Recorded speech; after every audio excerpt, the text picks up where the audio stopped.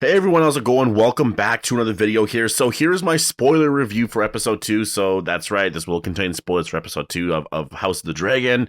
So I hope you guys are all aware of that. This episode, man, I'm gonna say this, 2 episodes in, they've really structured the story very, very well. Like if you know the story of just, the Dance of the Dragons in general, they've set up so many things here.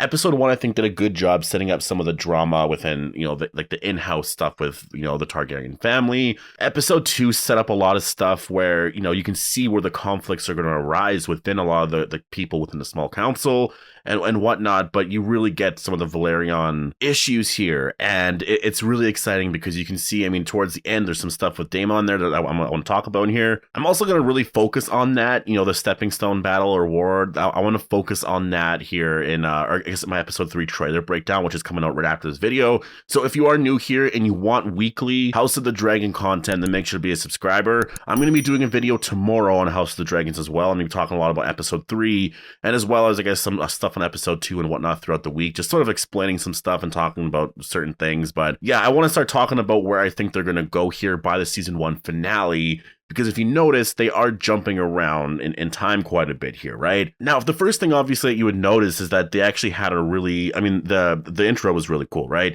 I love seeing them use the same theme song. Like with the first episode, I don't think they had it, right? I think it was the debut for the second episode, and I wasn't entirely sure how I was going to feel about them not having one, but then they had one here for episode 2, and using the same song, weirdly, I would say it doesn't work, but I think the thing about using that song is it gives it so much history, so much context, or it changes the context of everything, right? Like whenever you hear that song, it's the world. It's just the history of Westeros. Like, that theme song can be used for all of the spin-offs going, just in the future past the Game of Thrones era, or in the past, like where we're at right now. I really liked it. Honestly, I thought it was super cool to see the animations and stuff. I thought that they did such a great job with that. It really feels like Game of Thrones is back, especially doing a review at nighttime like this. I used to just do my reviews at nighttime when the episode was over, and it felt kind of cool, but I haven't had this feeling in a while, especially because Game of Thrones also ended a couple of years ago, and so it does really feel nice. We do learn that a few months have passed, Alicent and Viserys, they're still, you see that bond growing there, and that's the one thing that I got from this episode that I never really necessarily got.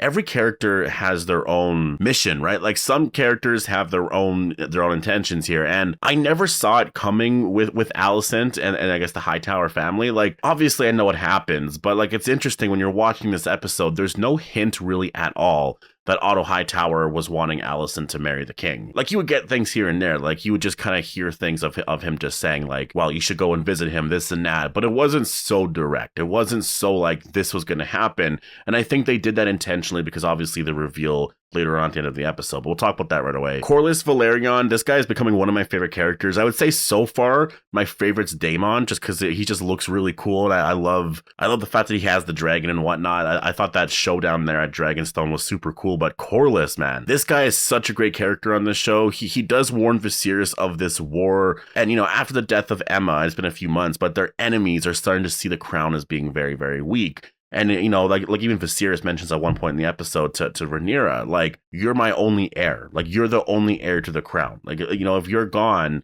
then, like our house, everything here is very weak, very vulnerable, and our enemies can see this. We need to make sure our bloodline, our family's house, everything is super strong. And so that's the focus here, right? And so Corlys, he proposes, and it technically would be the smarter decision, right? Like merging the Targaryen and Valyrian houses together, to show everyone that the crown is strong, because obviously there's been some issues between both houses. He wants Viserys to marry Lady Laena, and that's the thing, like the Velaryon family, or the Velaryon house, I guess I should be saying, they've been close allies of the Targaryens for centuries. They own Driftmark, this marriage would unite both houses. Obviously, we saw at the end of the episode that never happened, and so now I'm really interested in seeing where things are going to go. And obviously, you can kind of see it a little bit here. Like we do see that Corlys and Daemon Daemon. Obviously, that there's this huge team up happening there. We'll talk about that right away. But eventually, you know, after a few years or whatever, you're going to have Lady Lena and Daemon actually marry. And yeah, there's going to be some interesting stuff that happens there. You can kind of see it forming here. I think it's probably going to happen in the next couple of episodes. I mean, it depends, but based off of the current sort of story structure, they're jumping in time so much. Like, they're jumping in time a lot, which I guess makes sense because you do want to get to the main timeline with the older Rhaenyra and the older Alicent, right? Like, that's eventually where they want to go. We see in the episode that Daemon invites the king to you know, his wedding. You know, he wants an egg because his child is going to be a Targaryen. So he wants an egg. And basically he was just kind of screwing with people. You know, like, he actually, like, he had Balon's egg, which obviously angered their entire family. And this kind of was intentional. You can tell, like, it was intentional. It was basically a slap in the face to Rhaenyra and her father, right? I mean, Daemon, like, that's the thing. Daemon's an awesome troll. Like, he knows what's going to piss you off. He's very calculated like that. Like, he knows. And that's why I love the character a lot. Like, he's just such a fun character. He kind of reminds me of Negan on The Walking Dead. He's just that, you know, he's the cool character. He's the funny character. He brings that sense of humor there, but he's also kind of a badass. Like, Caraxes, when he shows up, holy shit. I was like, what the? It really, I mean, obviously in Game of Thrones, we saw that much later, but it really like shows you that, like, having dragons are just amazing. And even Corlys says at one point, like, we were supposed to have dragons, like, but, you know, the Targaryen family never saw us as legit, and we just weren't the dragon riders or whatever, right? But then Rhaenyra shows up, you know, with Syrax, gets the egg back, and this obviously angers Viserys because she could have got hurt, but obviously she was fine in the end. And again, I'm really liking this show. Like, I'm really liking this show right now, almost more than Game of Thrones, at least for the first 2 episodes. And I know that's recency bias. I know that. I know, like, if you actually were to watch both shows, maybe I would prefer Game of Thrones, but I'm just at a point right now where I'm having so much fun with the show. I'm so excited for episode 3. I hate that I have to wait a week, but the trailer looks really good, and we're going to talk about that right away. I'll do a trailer breakdown for that episode, but yeah, tonight's episode was just really great. I mean, the big ending reveal, it was just in typical Game of Thrones fashion. There was like a shocking reveal there. You thought it was going to go a certain way, and I thought it was going to go that way as well, but I kind of knew that Viserys never tells Corlys that, yeah, I'm going to marry your daughter. Like, that doesn't happen. So I was like, are they going to change it up here a little bit? Or has he already decided, you know, to marry Alicent? And then as soon as you see Alicent in the room, I'm just like, okay, I know exactly what he's going to be saying right away. And then he tells them all, yeah, I'm going to be marrying Alicent Hightower.